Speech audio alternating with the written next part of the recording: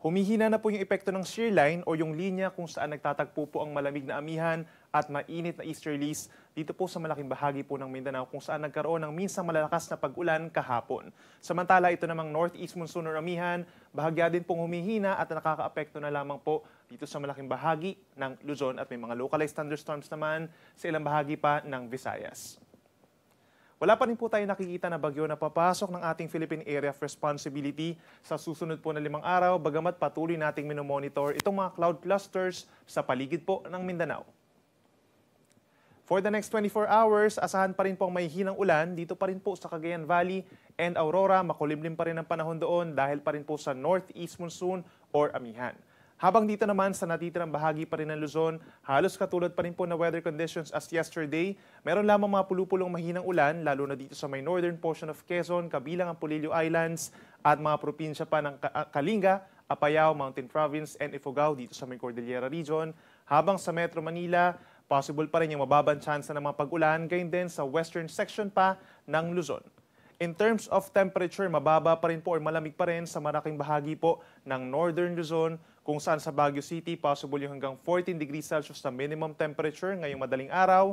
Dito sa Metro Manila, nasa 22 degrees Celsius, bagamat kahapon po ay nakapag-record tayo ng 20.1 degrees Celsius na pinakamababang temperatura sa Metro Manila simula nung nag-start po ang ating amihan season. Habang dito naman sa Tagaytay at sa Maylawag, pinakamababa ang 20 degrees Celsius. Sa ating mga kababayan dito po sa Palawan and Visayas, halos katulad din po na weather conditions as yesterday.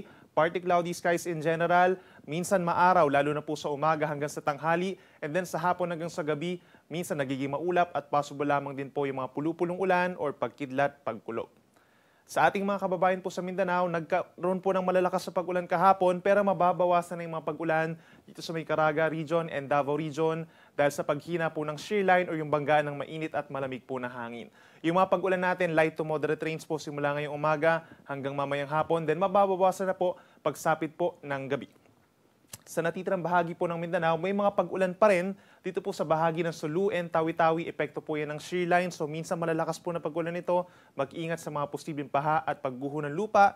For the rest of Mindanao, bagamat nagkaroon din po ng mga pag-ulan kahapon ng hapon at gabi, mababawasan ng mga pag-ulan ito pagsapit ngayong araw, lalo na po sa umaga, minsan maaraw naman, at sa dakong hapon hanggang sa gabi is minsan nagiging maulap lamang at may tsansa lamang ng mga saglit na pag-ulan. Temperatura natin dito sa Visayas, hindi pa rin natin nakikita ang magiging mainit o higit sa 30 degrees Celsius. Habang dito sa Metro Davao, 23 to 29 degrees. At pinakamainit pa rin dito sa may Western Mindanao, particularly sa Zamboanga City, hanggang 33 degrees Celsius. Dahil po sa malakas pa rin na northeast monsoon o yung mga bugso dito sa may eastern side of our country, meron pa rin tayong matataas na mga alon dito sa may northern and eastern coast of Catanduanes, sa bahagi po ng Rapu-Rapu Albay, Sorsogon, northern and eastern coast of northern Samar, silangang baybayin po ng eastern Samar, pababa ng eastern Dinagat, itong Siargao and Bukas Grande Islands, Surigao del Sur hanggang sa eastern coast of Davao Oriental. Meron pa rin tayong mga pag-alon na nasa 4.5 meters ang maximum po, nasa 1.5 palapag ng gusali. Delikado sa maliliit na sasakyang pandagat, lalo na sa mga nangingisda.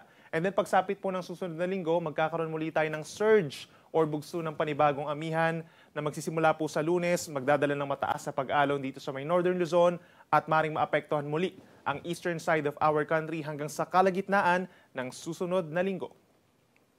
Inuulit natin for Luzon, unti-unting hihina po yung ating amihan pero inaasahan po na lalakas muli ito pagsapit po ng Lunes, magdadala muli ng mga pulupulong mahinang ulan dito sa malaking bahagi po ng Luzon. Meron pa ring light rain sa may eastern portion, yung mga facing the Pacific Ocean at yung mababang temperatura aasahan pa rin natin hanggang sa susunod na linggo. So kung dito sa Metro Manila, Baguio City and Legazpi City, in general na rin po sa buong Luzon, asahan pa rin natin yung generally fair weather conditions. So ibig sabihin po, over this weekend, magiging maganda ang ating panahon, ideal para lumabas ng bahay para mamasyal po or even maglaba at magsampay ng ating mga lalabhan. So kung dito sa Baguio City, pinakamababa po ang 13 to 14 degrees Celsius pagsapit po ng madaling araw, habang dito sa Metro Manila, nasa 22 to 23 degrees Celsius for the next 3 days ang ating minimum temperatures. Yung mga pag-ulan po, mababa ang tsansa pa rin, lalo na sa may western side or yung mga facing the West Philippine Sea at meron lamang may hinang ulan sa eastern portions. Sa ating mga kababayan po sa Visayas, particularly dito sa Metro Cebu and Iloilo City, kung saan nagdiriwang po sila ng kapistahan, ay meron po tayong fair weather conditions din or bahagyang maulap at minsang maaraw na kalangitan over this weekend. Importante po dito sa Metro Cebu yung ating weather conditions dahil sa January 21 po ay meron tayong Sinulog Festival habang magsisimula na rin ang Dinagyang Festival dito sa Iloilo City simula po sa Linggo. At aasahan din natin yung mainit na panahon, pagsapit po ng tanghali, nasa 30 to 31 degrees Celsius. May mga pag-ulan pero hindi po ito magtatagal at hindi rin naman ito malalakas. Dito sa May Tacloban, merong mga mahihinang pag-ulan at minsan katamtaman, pagsapit po ng hapon hanggang sa gabi. Epekto po yan ng easterlies o yung hangin galing Pacific Ocean. Pero in general po, pagsapit ng umaga, bahagyang maulap hanggang maulap ang kalangitan hanggang sa Lunes. At panghuli sa ating mga kababayan po dito sa Mindanao, wala din tayong magiging problema sa panahon dahil asahan ang bahagyang maulap at minsang maaraw na kalangitan hanggang sa araw po ng Lunes. May mga chance rin po ng mga localized thunderstorms pa rin, lalo na po dito sa may eastern side. We're talking of Caraga region and Davao region. Possible pa rin po sa hapon hanggang sa gabi ang mga saglit na pag-ulan na walang kinalaman sa anumang weather disturbance. Habang sa Zamboanga City ay dadamhin pa rin natin yung mainit at maalinsangang panahon. So stay hydrated naman po kung lalabas ng bahay.